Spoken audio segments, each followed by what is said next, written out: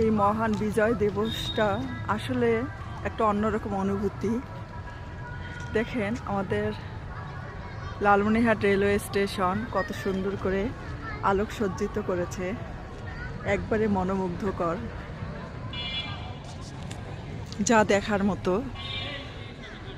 মহান বিজয় দিবস অমর হোক।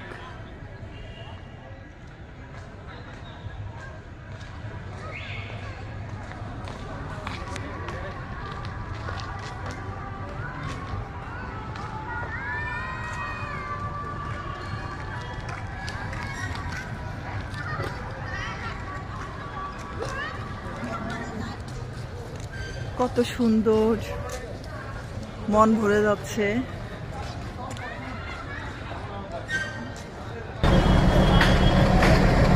রেল স্টেশনে